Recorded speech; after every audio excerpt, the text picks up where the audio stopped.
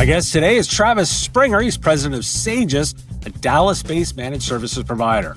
He took over leadership just before COVID hit. Since then, he's led a team, 20-plus people, that's helped clients navigate everything from overnight remote workforce transitions to six-figure compliance challenges.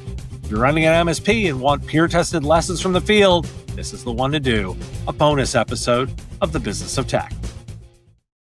Well, Travis, welcome to the show. Thanks for having me, Dave. I'm always excited to talk to somebody who is actually an MSP, like runs the business. So before we get into some of the stuff I want to talk about, let's do the stats, right? So tell me a little bit about Sagiss and the organization, some stats like revenue, customers, endpoints, employees. Like, how do you measure it for your fellow MSPs? Yeah. So we were founded in 1997 officially. So we've been around for about 28 years. Today we've got about 25 employees based in the DFW, North Texas area. All of our clients are headquartered here. All of our employees are here full-time in the office. From the client side, we've got about 3,000 endpoints under management, on track to do about 6 million ballpark this year. That's spread out across 75 to 80 probably clients. So, average contract size is probably in the 5,000. I think that's the quick math a month ballpark. And we do everything from fully managed, on the 10 user plus kind of the small side, all the way up to big co-managed, 3, 4, 500 user businesses where we're just working with the internal department. And the quick check on this, is there PE or is it all bootstrapped? And is there any acquisition stuff in your history? Yeah, so privately funded, totally privately held. Actually, so my dad started the company out of a CPA firm in the 90s. He had a partner, his partner's retired. I bought his partner out. And so a successful internal transition within the business with no outside financing or PE like that. As far as kind of on the roadmap for us, we're interested in some smaller, like seller finance, owner financed acquisitions here in market. But no plans on exiting or any, big PE thing at this point.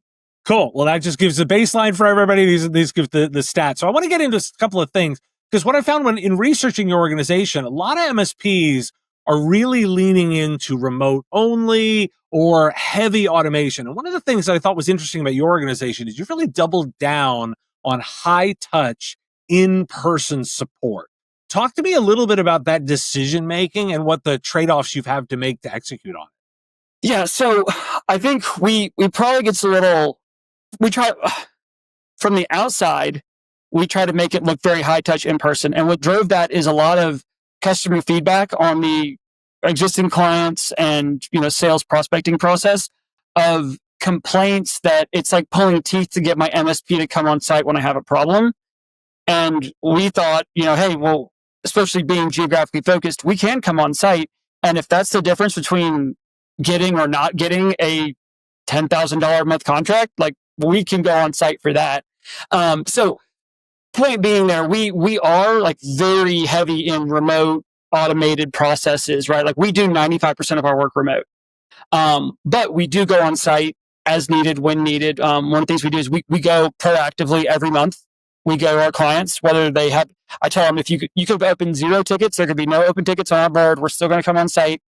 And, part of it is just, it's on our agreement, it's kind of our culture thing. But really that extra touch point and FaceTime of getting to know the client better, being in their office, seeing the owner, seeing the admin, just dropping in, hey, there's because there's always that there's this issue that's been going on for a few weeks. And I just haven't opened a ticket because I didn't want to bother with it. But since you're standing right here, can you help me?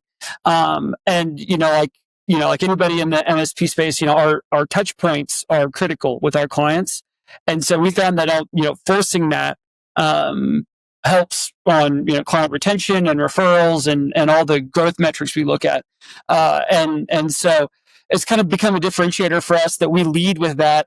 We want to come on site. We want to see you. Like I've had a few deals that I've closed recently where the feedback I got was that I was the only person who pushed to go meet them in person. Everybody else was like, let's just do a Teams call. I'll send you a proposal. Very easy. I was like, no, let me drive to your office. Let me sit down face to face. Let me see you. Let me see the room. Let me see that is really resonated. And like, there's definitely a cost element to it, but it's not, we're by no means are we like going on site to patch servers or anything like that. That's all automated. But the customer service piece of it, we really lean into that face-to-face relationship side of our business. Well, the follow-up then is the obvious piece of that is if you're leaning so heavily into the relationship side of what you're doing with the customers, I would expect, and I want to hear more about the benefits of what it's turning into in terms of the business conversations. I would assume, you're making sure to be much more having conversations about strategic outcomes, their business measurements. Tell me a little bit about the way you've layered on the approach to go deeper into those business operations and business outcomes with your client. Yeah, I mean, really, when you get somebody face to face, it's a lot easier for a conversation to flow, and it's easier to go deep, right? When you're on a video call, it's so easy for them to have their email pulled up over here, and their chat's popping something, and let me just finish this while we're talking. And whereas when you get someone like at lunch or in their conference room, like they're generally much more open with the conversation. So when it comes to things like, hey, how's your business doing? Just really generic kind of softball questions. What are y'all's plans for the next year? They're not super deep questions, but they're much more open to having a conversation about and even non-technical stuff, right? Like, oh, my payroll is like the payroll processor is just killing me right now, and it's just sucking all my time, and like that's where my pain is. And like, well, I know some people in the payroll space, and you can make connections that way. And I'm a big lurker on the MSP subreddit, not active, but I read a lot on there. And we all go through referrals and word of mouth, and that's the number one way we do it. And so, just getting that FaceTime and relationship building and being able to go that extra layer with the clients is so helpful when it comes to nurturing referrals and ultimately growing your business. So is there like a particular discipline to the way that you engage customers on those strategic conversations? Is it like, people talk about the quarterly business review, some push back on that. Like, what's your approach to the way to be structured with that?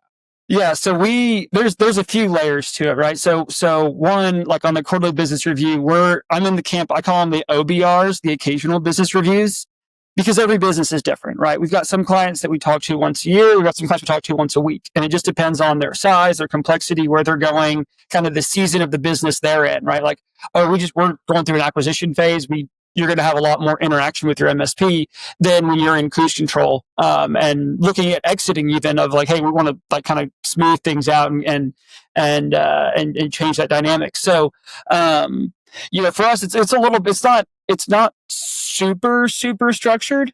It's generally like a CRM reminder of, hey, it's been 6 months since you've talked to so and so. Also, we have a couple layers with our account management that kind of sits in between, that does more of the transactional, like more like CIO level type work.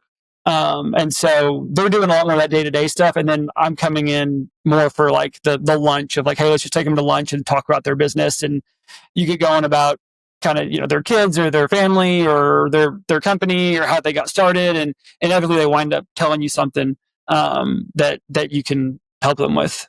So I want to get a little insight, particularly that you talk about those CIO conversations. What's dominating those client conversations right now? That is like security, AI a little bit. I think our clients, we get the AI question and we kind of give them the like, it's like we push back on like, what specifically do you want? I saw like a LinkedIn meme today, and it was like, CEOs like, I want AI. What do you want to do? I don't know. When do you want it? Right now. Like, guys, we see a lot of that. And so we push back on them a little bit of like, well, if you don't really know what you want it to do, like, here's a Copilot license, I guess, knock yourself out. But like, we can't get much more strategic there. We've seen a lot, and it's starting to settle out. And but on the insurance side, pushing like policy creation, right? So like, what's your incident response plan? What's your business continuity plan? And those have been really interesting because they, those conversations, they get into our client's employee handbook, which is not an area that we've typically lived. Because, an incident response, like incident response plan, we have templated policies of how to handle a client incident. Here's how we recover from backups and remediate and contain and all this stuff we do. But how do they notify their employees? How do they notify their clients? How do they handle payroll? How do they handle, any sort of like physical element of their business? That's not stuff that we are equipped to or frankly want to manage. And so those have been interesting conversations. Just to get kind of educating the client on what they're actually asking for. One of the things we do a SOC 2 Type 2 report on our MSP operations every year. And we tell our clients about it and we publicize it and everything and all the marketing side of it. But occasionally they get these, they kind of assume that, oh, well, if Sagiss has a SOC report, it's not a certification, it's just a report. That now I'm SOC certified because my MSP is SOC certified. And it's like, one, we're not certified, and two, it doesn't translate to you. It only translates to a subset of your services and all this stuff. And that's a whole, I could nerd out on SOC reporting and how that all works. But that's been a very interesting conversation to navigate. And then also as we try to help them and monetize it, that's been an interesting, where they see value versus how we would do it the right way. That's been a bit of a challenge. Oh, I'm curious. So talk to me a little bit about that perspective of customer value. Expand a little bit there. What are they finding value in those conversations versus what you thought would be the trigger point? I think when it comes to new stuff, right? So when I think of where they find value, obviously the core MSP services we provide, they see the value there. One thing that we still see a lot of is Microsoft license optimization and maximization, if that makes sense. So, not only just am I properly licensed and am I spending my dollars correctly, but hey, I've got this business premium license. Do I need Zoom and Trello and all these other bolt-on apps, or can I use Teams and Planner? And what does that look like for my business? And how do I move from, Box to SharePoint or anything like that? We see a lot of that also. And this, again, I think this trend is starting to cool for our existing clients, but we're seeing more of our new client business come in with how do I get rid of these servers? I've got 4 servers. How do I get rid of them and go fully to the cloud? And so, a lot of Entra ID, Intune type processes. We're really heavy on the Microsoft stack. So what's kind of our default for a lot of stuff is the business premium license and all that you can do to run and manage your business off of that. Gotcha. Now, one of the things I found really interesting is you stepped into the leadership position you're in right now, right before COVID. And one of the pieces there is you also had a flurry of activity to spin, over 100 VMs up overnight. Talk to me a little bit about the lessons you learned of going through kind of the crisis-driven pivot at the beginning of your time there. Yeah. So, like I said earlier, family business transition. My dad and I are now partners, but he had a partner that retired. He officially retired October of 2019, which at the time I was young and full of energy and thought, the economy can't stay this good forever, but I've got some time. And 6 months later, obviously, I got a real reality check there. But yeah, so I came in. It was at the time, it was very challenging, right? New leader, new to running a company, and then the whole world got flipped on its head, and just uncertainty, decision making, all that stuff. And then, on top of it, and then having to run the business, but then also serve our clients and all of their businesses that got turned on their heads at that same time. I'll be honest, we got really lucky in a few places. We had seen a trend of remote work over the years leading up to COVID picking up. And so we made a big push internally to say okay, we need all of our employees to be able to work remotely.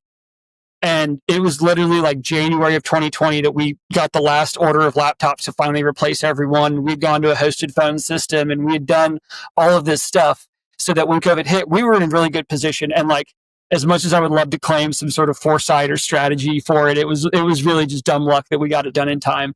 And then, yeah, like you said, we probably spun up close to 100 VMs in Azure in the first 60 days for clients. We had clients that were fully in office. We don't really know. We're thinking about the cloud. Like we've got our email on 365, and that's enough cloud for us for now. And, especially some of the more like regulated compliance driven industries, spinning up big RDS farms that their employees could all remote in from there. That was, like I learned a lot. Part of me wishes like, I had more time and learned some of those lessons a little more gracefully. But really like stepping into that role, it was kind of getting thrown in the deep end, and learned probably as much as I would have learned in the first 5 years, in the first 18 months. Made some mistakes, but obviously weathered the storm, and we're definitely better for it. So you're looking back on it 5 years later. What's that one learning that really sticks with you from that time frame? It is that the role of the leader is people and not operations and technical and let me do and let me fix. It's I feel like I've grown the most in my awareness, and I don't want to say skill because I don't think I'm that good at it still, but just managing people and culture and the team, and how all that really works to run and grow a successful business versus like, at the time I was like, let's just like kind of brute force and like we're just going to work harder and longer and be smarter than everybody else, and like that's going to get us through this. And that like does work in the short term, but when it comes to really like growing and building, like truly building a business and not just like having a company that is like a sledgehammer, that's where I feel like I've learned and grown. Just stuff like company values and employee like one-on-ones and like little things that don't, you hear about them and you're like, oh yeah, one-on-ones, that sounds like a good idea. Like, no, like we've gotten religious about those. And at first it was a little uncomfortable and awkward and we had to grow into it. But now like my team has come back and said like, no, these make a real difference. Just 30-minute scheduled 30-minute one-on-one conversations periodically. Just the difference that makes. And then like in turn, you kind of look at like, okay, I'm going to take all this time to invest in my people, but like when I'm going to have time to do all my work, well, you actually like the work works itself out because you're investing in the people, and it makes everything easier. That is a great lesson that I'm going to end with. Travis Springer is the president of Sagiss, a Dallas-based managed service provider that helps fast-growing businesses scale their IT operations without building internal departments from scratch. Leads a team of more than 20 professionals, and Travis specializes in guiding mid-sized firms like law practices, developers, and multi-location restaurants through critical IT transitions, compliance challenges, and rapid scaling. Travis, if people are interested in talking more and continuing the conversation, what's the best way for them to reach out? LinkedIn is probably the best way. I'm sure you'll have it. We'll have it linked somewhere in here. LinkedIn or our website. I see all the anything that comes with the website comes to me. Travis, has been a great conversation. Thanks for joining me. Thanks, Dave. Are you ready to get your brand in front of the tech leaders shaping the future of managed services? Here at the Business of Tech, we offer flexible sponsorship opportunities to meet your needs, whether it's live show sponsorship, podcast advertising, event promotion, or custom webinars. From affordable exposure options to exclusive sponsorships, our offerings are designed to fit businesses and vendors of all sizes looking to make an impact. Prices start at just $500 per month, making our packages a fraction of typical event sponsorship costs. Be a part of the conversation that matters to IT service providers worldwide. Join us at MSP Radio and amplify your message where it counts. Visit mspradio.com/engage today to explore all the ways we can help you grow. The Business of Tech is written and produced by me, Dave Sobel, under ethics guidelines posted at businessof.tech. If you've enjoyed the show, make sure you've subscribed or followed on your favorite platform. It's free and helps directly. Give us a review too. If you want to support the show, visit patreon.com/MSP Radio and you'll get access to content early. Or buy our Why Do We Care merch at businessof.tech. Have a question you want answered? We take listener questions, send them in, ideally as a voice memo or video to question@mspradio.com. I answer listener questions live on our Wednesday live show on YouTube and LinkedIn. If you've got a comment or a thought on a story, put it in the comments if you're on YouTube, or reach out on LinkedIn if you're listening to the podcast. And if you want to advertise on the show, visit mspradio.com/engage. Once again, thanks for listening, and I will talk to you again on our next episode. Part of the MSP Radio Network.